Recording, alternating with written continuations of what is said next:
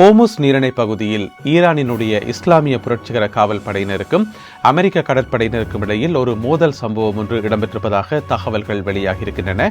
அது குறித்து விரிவாக விளக்கமாக இந்த காணொளியில் பார்க்கலாம்.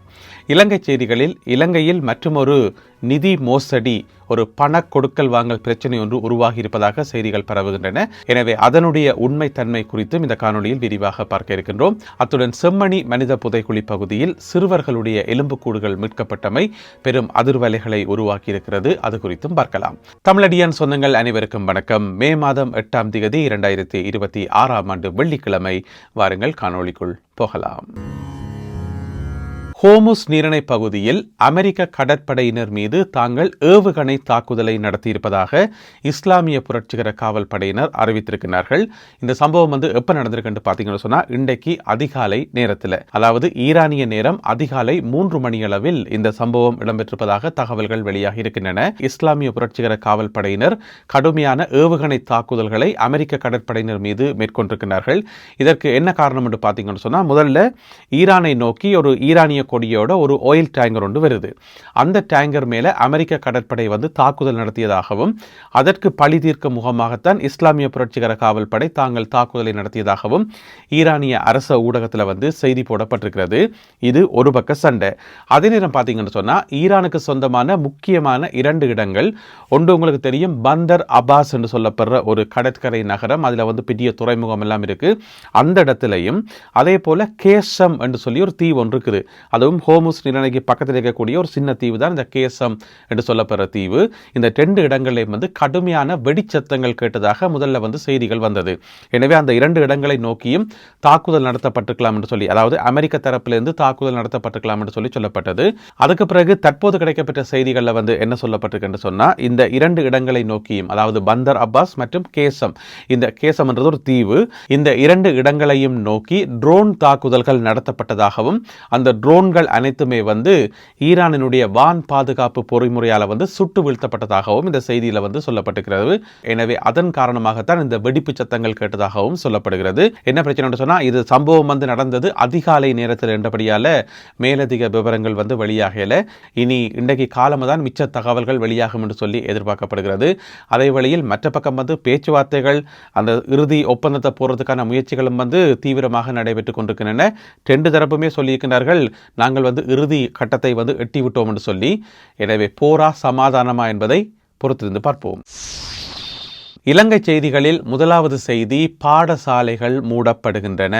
அதாவது தெனியாய கல்வி வலயத்துக்கு உட்பட்ட 4 பாடசாலைகள், இப்போ நீங்கள் ஸ்க்ரீனில் பார்க்குறீங்களா, அந்த 4 பாடசாலைகளினுடைய பெயர்களையும், இந்த 4 பாடசாலைகளும் இன்று வெள்ளிக்கிழமை மூடப்படுவதாக அறிவிக்கப்பட்டிருக்கிறது. ஏனென்று சொன்னால், இந்த குறிப்பிட்ட பகுதிகளில் ஒரு வகையான வைரஸ் காய்ச்சல் பரவி கொண்டிருக்காம். இந்த வைரஸ் காய்ச்சல் காரணமாக ஆசிரியர்கள், மாணவர்கள் எல்லோரும் பாதிக்கப்பட்டிருக்கிறார்கள். எனவே குறிப்பிட்ட இந்த 4 பாடசாலைகளும் இன்று வெள்ளிக்கிழமை 8ஆம் தேதி மூடப்படுவதாக தெனியாய கல்வி வலயத்திலிருந்து அறிவிக்கப்பட்டுள்ளது. இலங்கையில் நேற்று முழுவதும் மிகுந்த பரபரப்பாக பேசப்பட்ட இன்னுமொரு செய்தி என்னென்னு சொன்னால், 24 கோடி ரூபாவை காணவில்லை என்று சொல்லி, இப்போ கொஞ்ச காலமாகவே பார்த்தீங்கன்னு சொன்னால், இலங்கையில் காசை காணலைன்னு சொல்லி அது எல்லாமே டாலர்ஸில் தான் காணாமல் போனது. ஏன்னு சொன்னால், ஆஸ்திரேலியாவுக்கு கொடுக்க வேண்டிய காசை காணையில், அமெரிக்காவுக்கு கொடுக்க வேண்டிய காசை காணையில்னு பார்த்தா, இப்போ உள்ளூரில் லோக்கலில் ரூபாயில் காணாமல் போயிருக்குது 24 கோடி ரூபா. என்ன நடந்துன்னு சொன்னால், அப்போ மறுபடியும் ஏதாவது தவறு நடந்துட்டுதா, ஏதோ பெரிய பிரச்சனை வந்துட்டான்னு சொல்லி அதுக்குள்ள ஒரு சில எதிர்க்கட்சிகள் அரசாங்கத்தினுடைய ஊழல் என்று வர சொல்ல ஆரம்பித்து விட்டார்கள். ஊழலும் இல்லை, ஒன்றும் இல்லை. என்ன நடந்ததுன்றதை பற்றி விரிவாக பார்ப்போம். அதாவது அஸ்வெசும கொடுப்பனவு கொடுக்கறது தானே, ஒவ்வொரு மாதம் எல்லாத்த அக்கௌண்ட்லையும் போடுறது தானே அஸ்வெசும கொடுப்பனவு. அப்படி ஏப்ரல் மாத அஸ்வெசும கொடுப்பனவு காசு போடைக்குள்ள பேங்கில் அது கொடுக்க வேண்டிய தொகையை விட டபுளாக போயிட்டுது. 5000 10,000, 10,000 20,000 போயிட்டுது. எல்லாருக்கும் இல்லை, குறிப்பிட்ட சில அக்கௌண்ட்டுகளுக்கு காசு டபுளாக போயிட்டுது. அப்படி டபுளாக போனதில் மொத்தமாக எவ்வளவு காசு போயிருக்குன்னு சொன்னா, 24 கோடியே 87,95,000 ரூபாய். இவ்வளவு காசு எல்லாத்த அக்கௌண்ட்டுக்கும் அக்கௌண்ட்டுக்கும் போட்டுது. அதாவது நாட்டை விட்டு காசு வெளியில் போகையில் பொதுமக்கள் அக்கௌண்ட்டுக்கு வந்து போயிட்டுது. இதுதான் பிரச்சனை. இதுக்கு தான் நேற்று முழுக்க வந்து மிகவும் பரபரப்பாக பேசப்பட்டது. காசு களவு போயிட்டுது, அரசாங்கம் வந்து ஊழலில் ஈடுபடுது, ஒரே பிரச்சனையாக போயிட்டுது, ஆட்சி மாற்றம் கொண்டோணும்னு சொல்லி சமூக வலைத்தளங்களை பார்க்க இயலாது, அவ்வளவு பரபரப்பாக இருந்தது. அதுக்கு பிறகு பார்த்தீங்கன்னு சொன்னால் இந்த சம்பவம் தொடர்பாக ஒரு நீண்ட விளக்கம் ஒன்று கொடுக்கப்பட்டிருக்கிறது. அதாவது நலன்புரி நன்மைகள் சபை, நலன்புரி நன்மைகள் சபை என்று சொல்லப்படுற ஒரு அமைப்பு. இது வந்து நிதி அமைச்சுக்கு கீழே வரக்கூடிய ஒரு பிரிவு என்று வைங்களேன். அவர்கள்தான் இந்த அஸ்வஸ்ம கொடுப்பனவுக்கெல்லாம் பொறுப்பாக இருக்கக்கூடியவர்கள். எனவே அவர்கள் என்ன விளக்கம் சொல்லியிருக்கார்கள் சொன்னால், அந்த எல்லாத்த பேர்களும் அடங்கின ஃபைல் இருக்குது தானே, அந்த ஃபைலை வந்து அப்லோட் பண்ணுறது தானே கம்ப்யூட்டர்ஸில், அதில் வந்து ஏதோ மிஸ்டேக் வந்திருக்கு போகிறதுக்கு, அதில் வந்து ஒரு சில ஃபைல்ஸ் வந்து டபுளாக அப்லோட் ஆகிட்டுது. எனவே அந்த ஒரு சின்ன மிஸ்டேக்கால் இந்த காசு போயிருக்குன்னு சொல்லி ஒன்றுக்குமே கவலைப்பட வேண்டாம். நாங்கள் மே மாதம் கொடுக்குற காசில் வந்து அது எல்லாத்தையும் பிடிச்சி எடுத்துக்கொள்வோம். எந்தெந்த அக்கௌண்ட்டு போகணும்னு சொல்லி பார்க்க தெரிந்தானே. எனவே அவ்வளவு அக்கௌண்ட் ஹோல்டர்ஸுக்கும் உரிய காசு வந்து மே மாத கொடுப்பனவில் வந்து பிடிக்கப்படும் என்று சொல்லி சொல்லப்பட்டிருக்கிறது. எனவே அந்த 24,87,97,95,000 ரூபாய் வந்து வேறு எங்குமே போகல, காணாமல் எல்லாம் போகல. அந்த காசு பொதுமக்களுடைய அக்கௌண்ட்ஸுக்கு போயிருக்குது. அது வந்து மே மாதம் திருப்பி எடுக்கப்படும் என்று சொல்லி நலன்புரி நன்மைகள் சபை அறிவித்துள்ளது. 11 வருடங்களுக்கு பிறகு வெளிநாட்டு தலைவர் ஒருவர் இன்று இலங்கை பாராளுமன்றத்தில் உரையாற்ற இருக்கின்றார். யார் அவர் என்று பார்த்தீங்கன்னு சொன்னால், வியட்நாம் நாட்டு ஜனாதிபதி. வியட்நாம் நாட்டு ஜனாதிபதி இலங்கைக்கு வந்திருக்கின்றார். உத்தியோகபூர்வமான பயணத்தை மேற்கொண்டு நேற்று இரவு அவர் கட்டுநாயக்கா விமான நிலையத்தில் வந்து இறங்கினார். பிரதமர் ஹரணி அமரசூரிய தலைமையிலான அரசாங்க பிரதிநிதிகள் அவரை நேரடியாக சென்று வரவேற்றிருந்தார்கள்.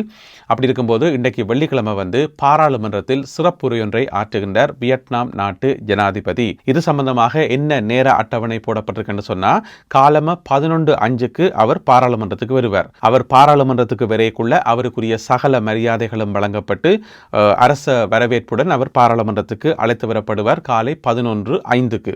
அதுக்கு பிறகு வந்தா பிறகு அந்த வருகையாளர் பதிவேடு ஒரு புத்தகம் இருக்கு தானே, அதுல வந்து கையெழுத்து போடுவார். இந்த மாதிரி யாராவது சீஃப் கெஸ்ட் வரைக்குள்ள அதுல வந்து கையெழுத்து போடுறது வழக்கம். எனவே அதுல வந்து கையெழுத்து போடுவார். பிறகு சபாநாயகரோட கொஞ்ச நேரம் கலைச்சு கொண்டிருப்பார். இந்த மாதிரியான சடங்குகள் சம்பிரதாயங்கள் எல்லாம் முடிஞ்ச பிறகு காலமை 11:40 அவர் பாராளுமன்றத்தில் சிறப்புரை ஆற்ற இருப்பதாக சொல்லப்படுகிறது. வியட்நாம் நாட்டுக்கும் இலங்கைக்கு இடையிலான அந்த இருதரப்பு உறவு, பொருளாதார ஒப்பந்தங்கள், பொருளாதார உடன்படிக்கைகள், மற்ற விஷயங்கள், கலாச்சார விஷயங்கள் என்று சொல்லி பலதரப்பட்ட விஷயங்களை அவர் தன்னுடைய உரையிலே வந்து உரையாற்ற இருப்பதாக சொல்லப்படுகிறது. இதுதான் அந்த விஷயம். என்ன பிரச்சனை சொன்னால், இலங்கை பாராளுமன்றத்தில் 11 வருடங்களுக்கு பிறகு ஒரு வெளிநாட்டு தலைவர் ஒருவர் உரையாற்றுறது இதுதான் முதல் தடவை என்று சொல்லி சொல்லப்படுது. அப்போ கடைசியாக உரையாற்றினது யாருன்னு சொன்னால், இந்திய பிரதமர் நரேந்திர மோடி அவர்கள். எப்போ என்று கேட்டீங்கன்னு சொன்னால், 2015 ஆண்டு மார்ச் மாதம் 13 அதுவும் ஒரு வெள்ளிக்கிழமை தான் இந்திய பிரதமர் நரேந்திர மோடி அவர்கள் இலங்கை பாராளுமன்றத்தில் வந்து உரையாற்றியிருந்தவர். அப்போ பாராளுமன்றத்தில் எங்கே வச்சு உரையாற்றுவார் என்று பார்த்தீங்கன்னு சொன்னால், வியட்நாம் ஜனாதிபதி பாராளுமன்ற சபாநாயகருக்கு தானே, அவருக்கு ஒரு கதிரை போடப்பட்டிருக்கு தானே, அதுக்கு பக்கத்தில் பார்த்தீங்கன்னு சொன்னால் ஒரு விசேடமான கதிரை ஒன்று போடப்பட்டு அதில் இருந்தான் வியட்நாம் நாட்டு ஜனாதிபதி அவர்கள் உரையாற்றுவார் என்று சொல்லி சொல்லப்படுகிறது. 2015 ஆண்டில் இந்திய பிரதமர் நரேந்திர மோடி அவர்கள் உரையாற்றும் போதும் அதே கதிரையில் இருந்தான் உரையாற்றினவர். இப்போ நீங்கள் படங்களில் பார்க்குறீங்கள். எனவே அதே சம்பிரதாயத்தை பின்பற்றி இன்று வியட்நாம் நாட்டு ஜனாதிபதி இலங்கை பாராளுமன்றத்தில் உரையாற்றுகின்றார். செம்மணி சித்துப்பாத்தி மயானத்தில் நேற்று அகழ்வு பணிகள் மேற்கொண்ட போது சிறுவர்களுடைய எலும்புக்கூடுகள் மீட்கப்பட்டமை பெரும் அதிர்வலைகளையும் கவலையை உருவாக்கி இருக்கிறது. நேற்றோட பார்த்தீங்கன்னு சொன்னால் மொத்தமாக 259 எலும்புக்கூடுகள் வந்து அடையாளம் காணப்பட்டு அதில் வந்து 254 எலும்புக்கூடுகள் இதுவரையான காலப்பகுதியில் வந்து அகழ்ந்தெடுக்கப்பட்டிருக்கின்றன. அது மட்டுமில்லாமல் 14 தடய பொருட்களும் நேற்றைய நாளில் மீட்கப்பட்டுள்ளன. தமிழக வெற்றி கழகத்தினுடைய தலைவர் விஜய் அவர்களுக்கு இலங்கை பாராளுமன்றத்தில் வாழ்த்துக்கள் சொன்னதை பிக்கு ஒருவர் கடுமையாக கண்டித்திருக்கின்றார். யார் அந்த பிக்கு என்று பார்த்தீங்கன்னு சொன்னால், அவருடைய பேர் வந்து பத்திரமுல்ல சீலரத்தின தேரர். அவர் வந்து கடுமையாக கண்டித்து வச்சுக்கார். என்னென்னு சொன்னால், எதுக்காக ஒரு நாட்டினுடைய மாநிலத்தில் தெரிவு செய்யப்பட்ட ஒரு ஆளுக்கு வந்து வாழ்த்து சொல்கிறீங்கள், அதெல்லாம் சொல்லக்கூடாது, அப்படியெல்லாம் சொல்லக்கூடாது. ஏன் அவர்கள் என்ன எங்களுக்கு வாழ்த்து சொல்கிறார்களா, நாங்கள் மட்டும் ஏன் வாழ்த்து சொல்லணும்?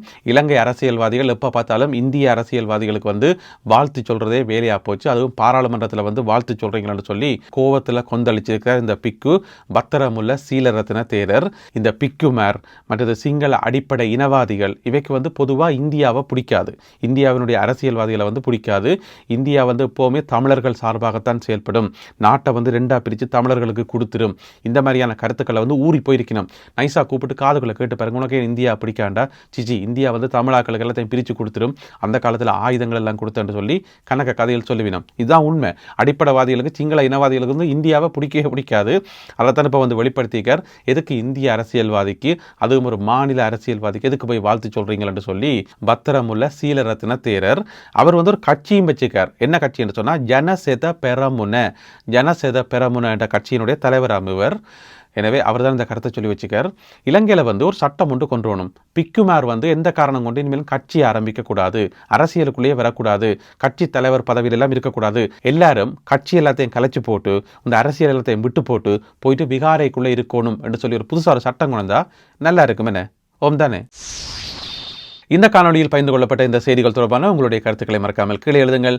மீண்டும் சந்திப்போம் உறவுகளே. நன்றி, வணக்கம்.